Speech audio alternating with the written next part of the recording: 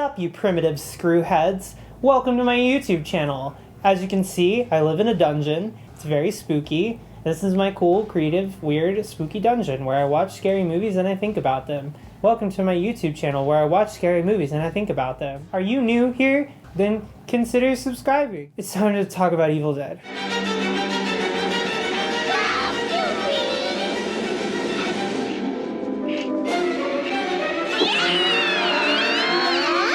Oh boy, I like the Evil Dead a lot. I've talked about it, I think, before in my life. At least, I hope I've talked about it before, but I haven't told you my hot take. Now, I know this is weird. Why would May, of all people, have a hot take about Evil Dead, a series that has kind of been over and done with for a hot minute and has also been milked for all creative potential? There's not a whole lot more you can do with Evil Dead, I'm sorry to say. It turns out Evil Dead is a little bit Evil Dead.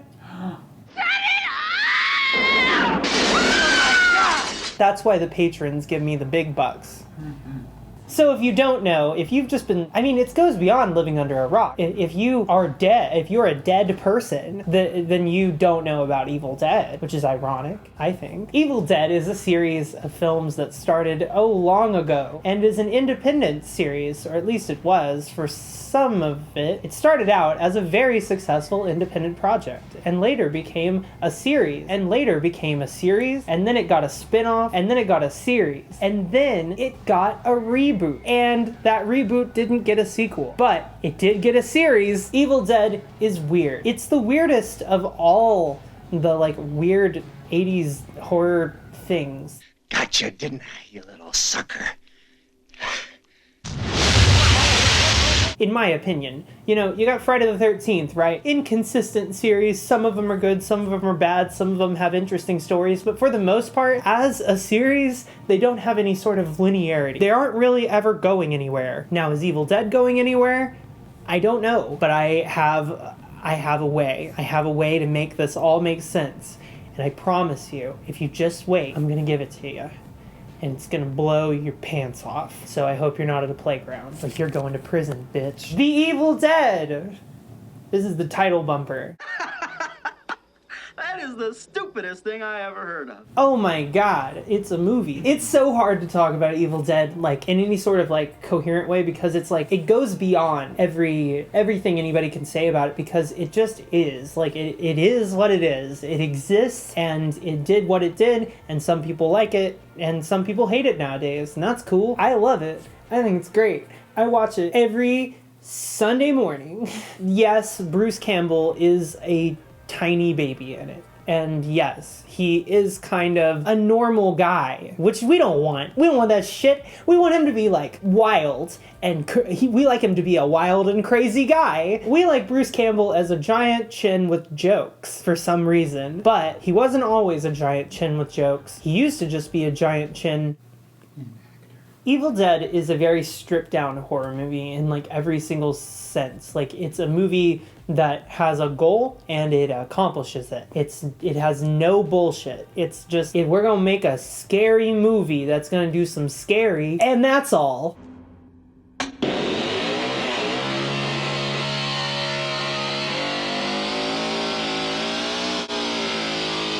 And that's exactly what they do. And it's almost enlightening to watch them do it because it seems so innocuous. It's one of the only horror movies that doesn't feel all that sleazy. It actually feels very wholesome and fun to watch Evil Dead. And yes, I know there are obligatory boobs in Evil Dead, but other than that, it kind of feels like Disney's attempt at a really hardcore horror movie. Yes, it's really gory, but it's so over the top that it's almost like a cartoon, and it's fun and wild.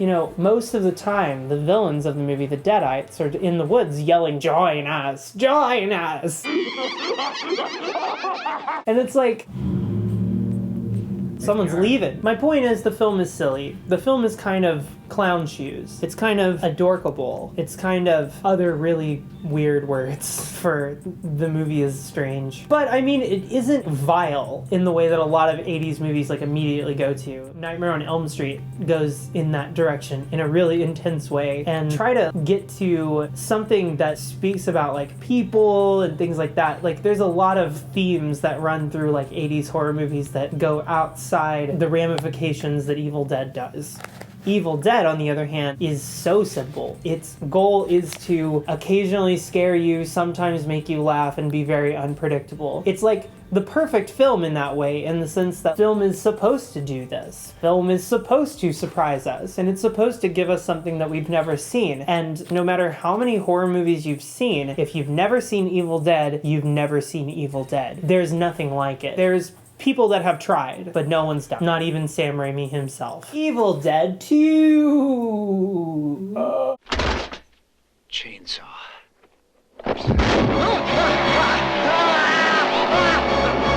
Okay, are you ready for my hot take? Because I'm going to give it to you now. I'm going to give it to you now. And the reason that I'm going to give it to you now is because I want you to be thinking about it for the remainder of the video. It's important that we get through the first Evil Dead movie before we introduce the hot take, because it doesn't really apply to the first movie. It more applies to the second movie. Do you think that Evil Dead 2 is bullshit? I do. Like, listen, okay, hold on now. I love Evil Dead 2 as a movie. I think it's great. I love it so much. But it comes across to me as maybe a little bit ridiculous. It's a little bit silly. It's a little bit not set in reality at all. Where Evil Dead 1, I feel like there is at least an attempt at reality of some kind. I mean, I guess except for like the tree rape thing.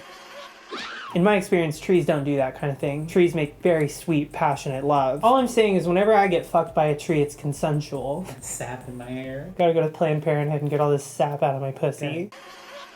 My point is the movie is clown shoes, but it's weird because the movie actually is very eloquently clown shoes. Very, very good clown shoes. And this is not the hot take. The hot take is not that the movie is clown shoes. We all know it's clown shoes. It's like a walking Three Stooges bit.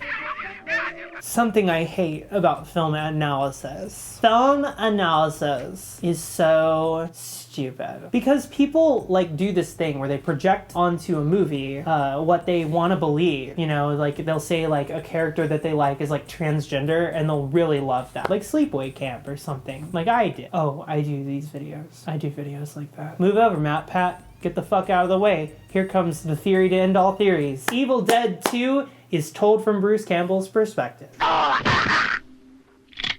Swallow this. I know this is amazing to think about, that it's told from Bruce Campbell's perspective, but this is important.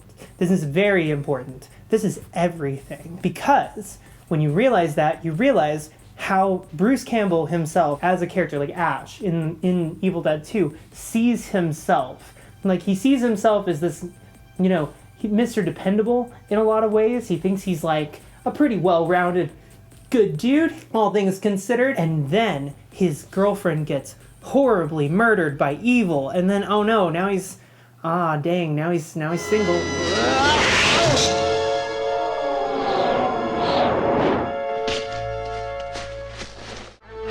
And then, over the remainder of the movie, all he does is win. He just beats evil's ass for the whole rest of the movie. And then he goes on to be in other things that also involve him beating ass. What changed? Evil Dead 1, you know, yes, he does kill the evil, but he kind of bumbles his way through it like a silly. But in Evil Dead 2, he's like an action hero. And I know that this is not surprising news for anybody who's seen it. This is a very base level observation of the difference between Evil Dead and Evil Dead 2. The movie comes across as if Ash is struggling to remember the same story over and over again because he's told it a lot of times to impress women to pick them up at bars. Evil Dead 2 is a bar story. Get wrecked.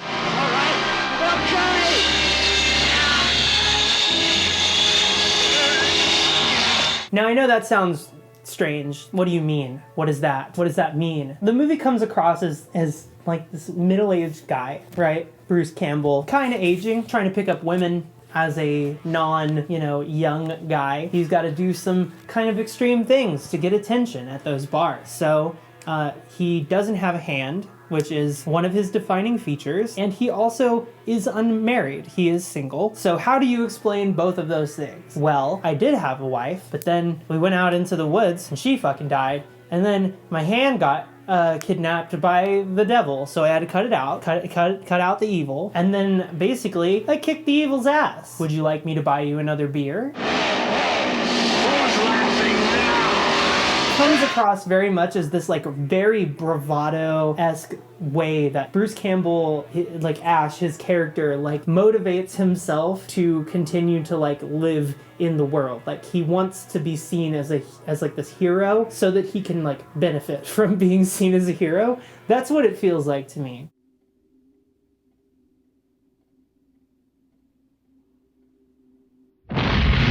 Now, this is important to remember going forward because there are other things that, well, they make it make more sense. Okay, a lot of people want me to talk a little bit more about some technical aspects of some films, so I'm going to do some of that. Evil Dead 2 is a brilliantly executed movie. It's a flawlessly executed movie. It is a movie that is completely in understanding with the audience's needs. It understands how eyeballs work, which I know is strange to say about a horror movie, but it's true. It has the hallmarks that all great movies do, where it's very easy and accessible to watch. The movie basically watches itself. All you have to do is look at the screen. Back when Mad Max Fury Road was coming out, a lot of people were talking about center framing, and if you don't know what that is, basically that's like where you kind of put all the action sort of in a bubble down center of your frame, and then whatever comes into that or exits that can act as sort of an editing buffer.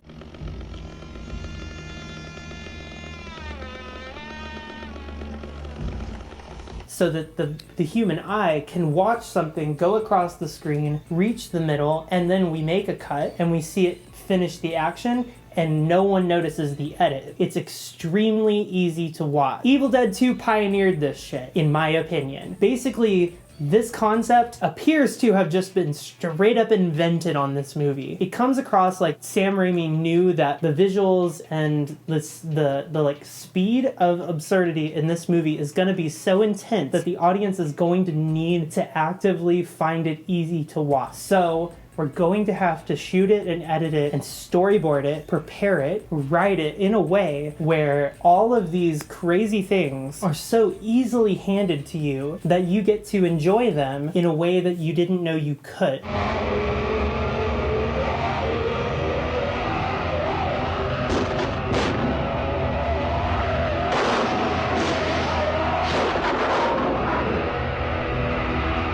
So, like, a lot of people want to talk about the dual tones of Evil Dead 2 because it's both comedy and horror, and I do think that it's successful as both. But the reason that it's successful as both is because it orchestrates bouncing between the two tones in such a masterful way, and it does this oftentimes through something as simple as making an edit. Like, it just edits real well. And this is something that Sam Raimi would carry on with the rest of his career. Like, every one of his movies kind of has this element of the way it comes across. Like, it comes across as a very fully realized idea. Where Evil Dead 1 maybe comes across as like 75% of a really good idea, Evil Dead 2 is all of it. And more. And a meta-narrative. And all this other stuff. It's fucking awesome.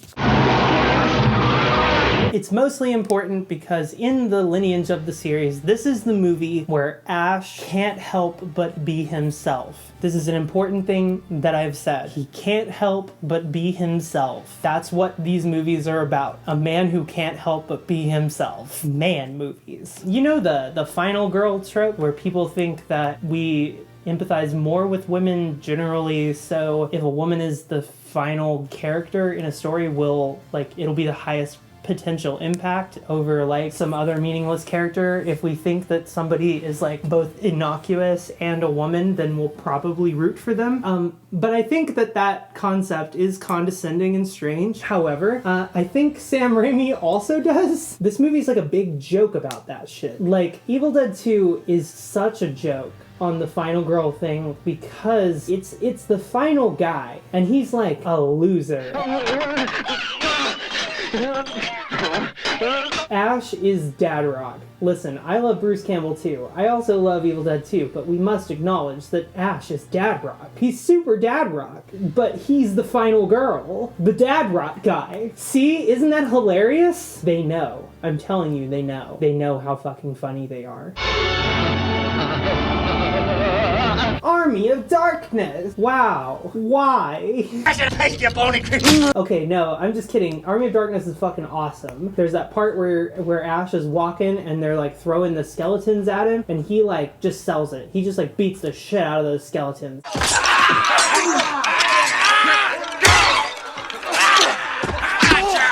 Fucking great performance by Bruce Campbell here. I think a lot of people dislike this movie because it commits to the comedic tone that Evil Dead was kind of playing with or bouncing back and forth with, but it's still the same level of craft and it's still the same level of import. It just changes shape in a way that makes a lot of people really uncomfortable. So this movie isn't as popular as Evil Dead 2. Also, Evil Dead 2 is just like a better movie. Army of Darkness is a fucking movie out of time and space. Like it is, how did we get here? Like, when you watch Evil Dead, you cannot possibly imagine that same wimpy little loser is gonna end up being the goddamn king, baby. But he is. He shows him his boomstick.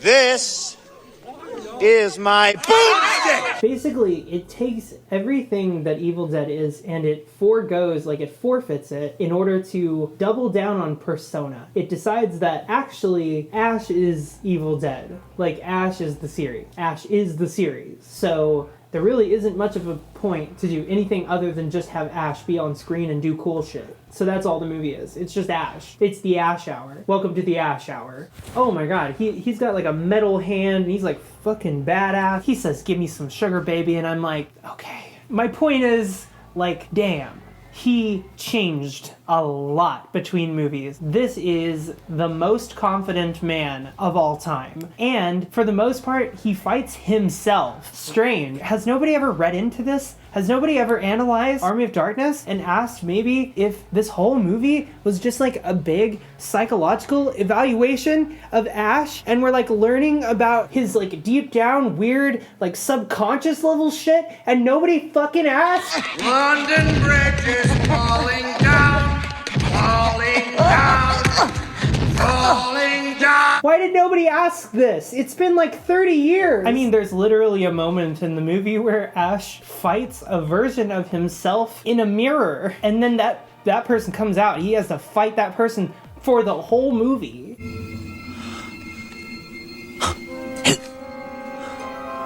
What are you?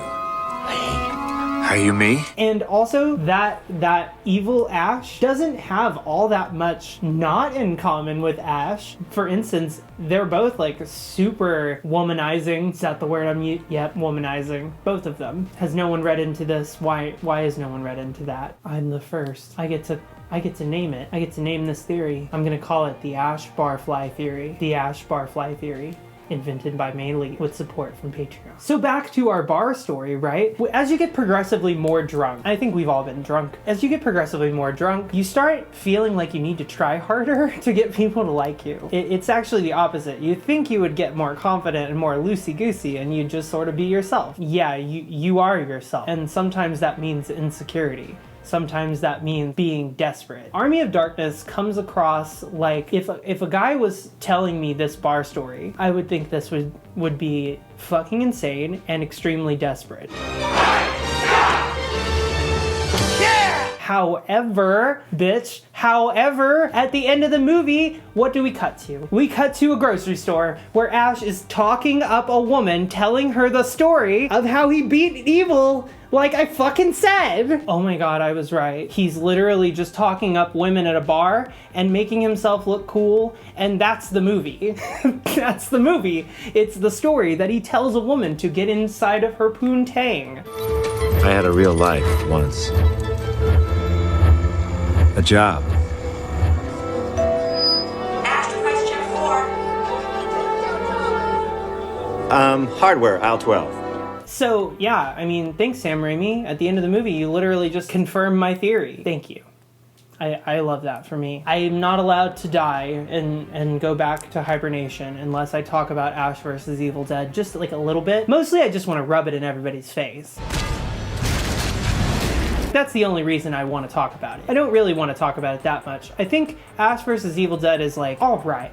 Like, I really enjoyed it for a few episodes, and then I kind of got tired of it, and then I sort of moved on and rode my bike and played outside and did a lot of psychedelics. And that's what I did instead. However, as I said, I do want to rub it in your face. I just really do. Because it's a good theory. I'm really proud of this one, guys. At the beginning of Ash vs. Evil Dead, what do we see, my friends? It's a bar. Ah, and who is it? Ash. And what is he doing? Telling a woman the story of how he lost his hand, like I fucking said. And then he has sex with her in the bathroom. And isn't that great for him? How did that work for him? Wouldn't work on me. No. Yeah, it would. You know, people always say you shouldn't put your hand in front of a speeding train. I guess. But what those people don't know is that sometimes there's an 8-year-old boy.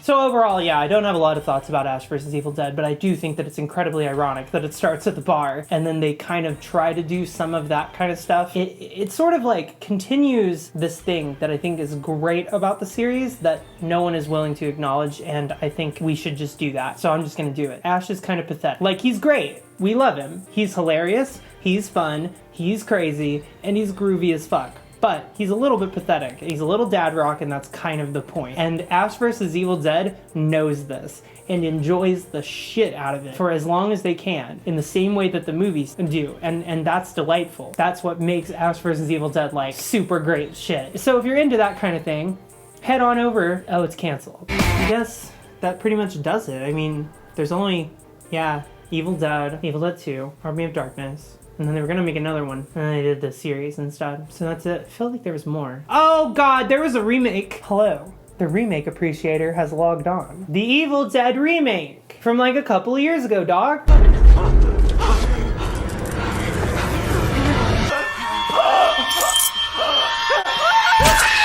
I saw it in the theater, and I very specifically remember the experience. I'll never forget it.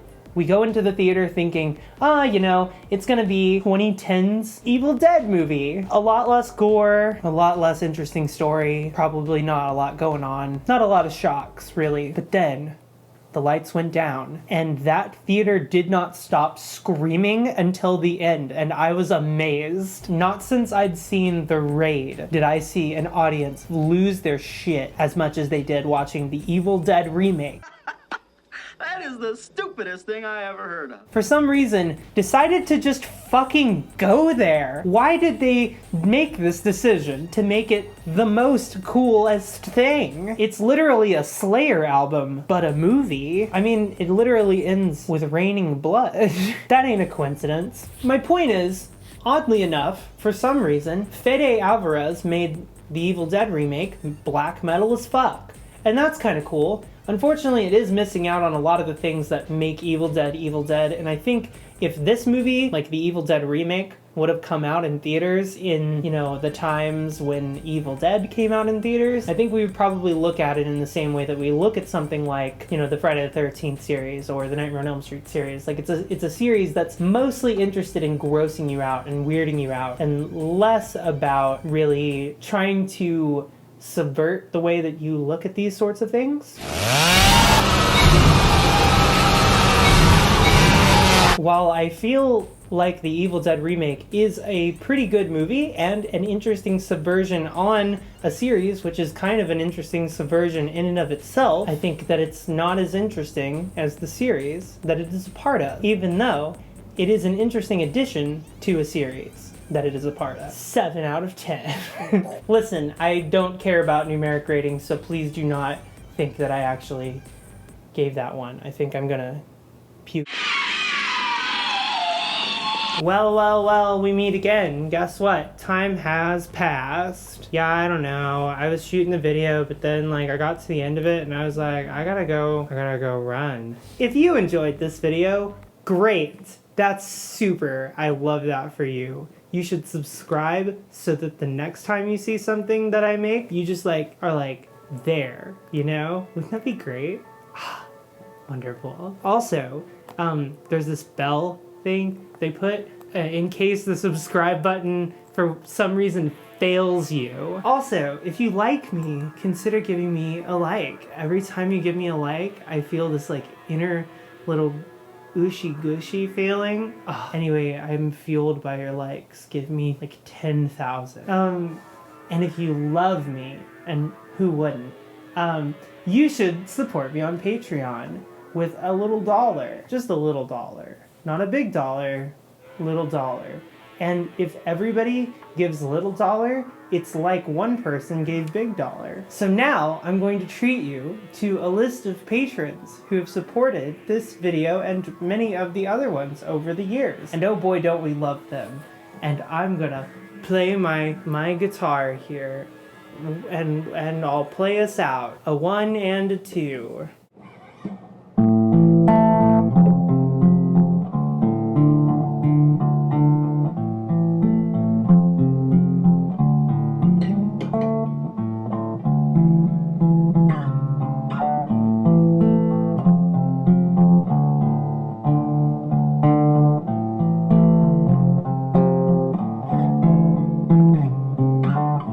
She has me like a Pisces when I am weak. I've knocked inside your heart-shaped box for all weeks.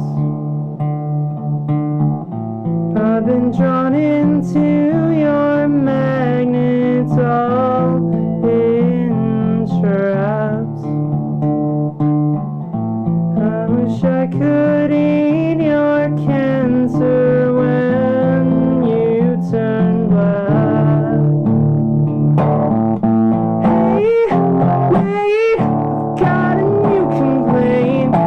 Forever indebted to your priceless advice. Hey, wait, got a new complaint. Forever indebted to your priceless advice. Hey, wait, got a new complaint. Forever indebted to your priceless advice. Your advice.